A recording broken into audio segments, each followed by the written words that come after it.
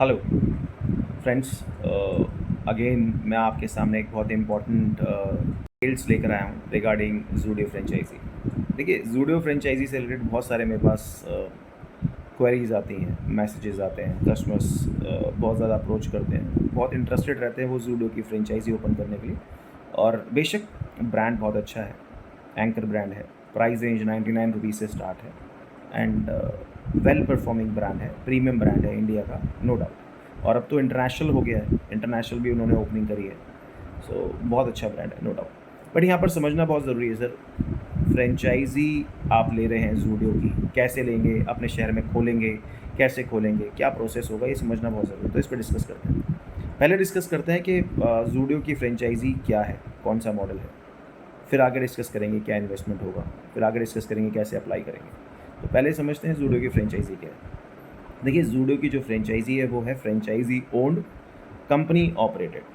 तो जो franchise owned company operated model है जूडियो का, उसके अंदर आप सिर्फ इन्वेस्टमेंट कर सकते हैं। आप एक पैसिव इन्वेस्टमेंट करते हैं। पैसिव इन्वेस्टमेंट वो इन्वेस्टमेंट होती है जिसके अंदर आप पैसा लगाते हैं ब्रांड पे, ब्रांड चलाता है, ब्रांड मैनेज करता है, ऑपरेशंस हैंडल करता है, और जो उसकी सेल्स होती हैं मंथली स्टोर की, उसमें से आपको पर्टिकुलर शेयर देता है। तो यहाँ पर हम एक एग्जांपल लेते हैं। अगर जूडियो का आपने फ्रेंचाइजी लिया है, franchise own company operate model, तो उसके अंदर आपने इन्वेस्टमेंट किया है, ब्रांड उसको चला रहा है, रन कर रहा है, मेंटेन कर रहा है, तो उस केस के अंदर आपको शेयर मिलेगा। तो 1 करोड़ की सेल हुई पर्टिकुलर आउटलेट की, जिसका फ्रेंचाइजी एग्रीमेंट आपके साथ साइन हुआ है ब्रांड का, तो और 1 करोड़ की सेल में से आपका परसेंटेज जो बनता है 15 लाख, 15% बनता है सेल में से। तो 15% का 15 लाख होता है। तो आपको ब्रांड आपके अकाउंट में 15 लाख डाल देगा। ना आपने स्टोर में जाना है, ना स्टाफ मैनेज करना है, ना ऑपरेशंस देखने हैं, कुछ भी आपने हैंडल नहीं करना है। सब कुछ हैंडल बाय ब्रांड होगा, टाटा टीम हैंडल करती है। और अब हम बात करते हैं स्टोर की, शॉप की। शोरूम कैसे लेंगे आप? किराए पे लेकर देंगे उनको, या वो आपकी प्रॉपर्टी लेंगे, उस पर फ्रेंचाइजी करेंगे? तो ये जो मैस मार्केट में चल रहा है, ये जो एक मिथ मार्केट में चल रहा है और एक ये जो रॉन्ग इन्फॉर्मेशन चल रही है, उसको क्लियर करना चाहता हूँ। जूडियो मार्केट के अंदर 500 से ऊपर स्टोर्स रन कर रहा है, और जितने भी स्टोर्स हैं सारे लीज मॉडल पे हैं। जूडियो ने सारी प्रॉपर्टी रेंट पे ली है, लीज पे ली है, और उनको चला रहा है। तो आपके केस के अंदर franchise own company operate case में कैसे होगा, तो इसको समझना बहुत ज़रूरी है। जूडियो के जो परफॉर्मिंग आउटलेट हैं, जो पहले से चल रहे हैं, जो उन्होंने लीज पे ले रखे थे, उसमें से जो परफॉर्मिंग आउटलेट होगा, जो अवेलेबल आउटलेट होगा, वो आपको असाइन करेगा जूडियो। सपोज मान के चलिए आप हैं भिलवाड़ा राजस्थान से, तो भिलवाड़ा में आप लेना चाहते हैं जूडियो की फ्रेंचाइजी, तो ज़रूरी नहीं है कि आपको भिलवाड़ा लोकेशन के अंदर आपको कोई प्रॉपर्टी रेंट पे लेकर फिर जूडियो को देनी होगी, या आप अपनी प्रॉपर्टी पे फ्रेंचाइजी लेंगे, ऐसा नहीं है। जो आउटलेट परफॉर्मिंग होगा, मान के चलिए आप भिलवाड़ा से हैं, आपने फ्रेंचाइजी लेनी है, बट जूडियो के पास अपॉर्चुनिटी दिल्ली के आउटलेट की है, तो वो दिल्ली के आउटलेट का एग्रीमेंट आपके साथ साइन करेंगे।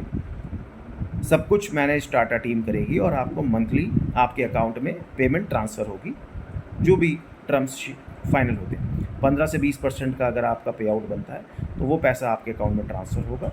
ठीक है, उसके अंदर आपका जो आपके एंड पर जो एक रिस्पॉन्सिबिलिटी होगी, वो रेंटल पे करने की होगी, क्योंकि उस पर्टिकुलर आउटलेट का रेंटल का पार्ट आपके प्रॉफिट में होता है। तो जो आपको ब्रांड ट्रांसफ़र करता है अमाउंट, उसमें आपको रेंटल पे करना होता है, and manage by Tata team होता है। तो ये तो हो गया आपका मॉडल का कंसर्न। एंड यहाँ पर ROI अगर हम देखें कि आपकी इन्वेस्टमेंट कब तक आपको कवर अप हो जाती है, तो देखिए अप्रॉक्सीमेटली 5 से 7 साल के अंदर आपका जो इन्वेस्टमेंट होता है, 3.5 करोड़ आपने इन्वेस्ट किया, तो वो 7 CR के अंदर हो जाता है। तो अगर हम ऑन एन एवरेज देखें, तो आपका 2.5 से 3 साल के अंदर जो आपने पेमेंट लगाई है, वो आपकी रिटर्न आ जाती है। अगर आपने 3.5 करोड़ लगाए हैं, तो आपका 3 साल के अंदर आपका पैसा पे बैक हो जाता है, आपको मिल जाता है, उसके आगे फिर प्रॉफिट रहता है। ऑन एन एवरेज ये रहता है। कभी प्लस भी होता है, कभी माइनस भी होता है। हो सकता है 3 साल 1 महीने आगे हो जाए, और हो सकता है कभी 2.5 साल के अंदर अंदर आपको आपकी जो इन्वेस्टमेंट है, जो आपने 3.5 करोड़ लगाया, वो आपको कवर अप हो सके। तो ये बिज़नेस है। बिज़नेस में कभी जल्दी होता है, कभी थोड़ा टाइम लग जाता है, इट हैपन्स। अब हम बात करते हैं आपके आगे कि आपके शहर में आपको खोलना है। तो देखिए, शहर के अंदर खोलने का ऐसा कोई franchise own company operate model में ऑप्शन नहीं होता है जूडियो में। तो जो अवेलेबिलिटी होगी उसी के अंदर आप इन्वेस्ट कर सकते हैं। और अगर कहीं पर आपको ये रूमर्स मिलते हैं, कहीं पर आपको ये इन्फॉर्मेशन मिलती है, या कोई मेल आ गया आपके पास कि हम आपको फ्रेंचाइजी देंगे, आपके पास प्रॉपर्टी है नहीं, आपका बजट 1 करोड़ का है, 1.5 करोड़ का है, तो सर उसमें इन्वॉल्व होने का फ़ायदा नहीं है, बिकॉज़ फ्रेंचाइज़ी जो है ज़ूडियो की जो स्टार्ट होती है 3.5 सीआर से स्टार्ट होती है। हाँ, कभी ऐसा देखिए पॉसिबिलिटी हो सकती है कि कोई छोटा स्टोर है, उसकी अवेलेबिलिटी है ज़ूडियो के पास, तो वो ये हो सकता है वो 3.25 सीआर हो सकता है या 3 सीआर हो सकता है। बट अगर आपको कोई कहता है कि मैं 50 लाख में आपको फ्रेंचाइज़ी खुलवाऊँगा ज़ूडियो की, तो वो इम्पॉसिबल है।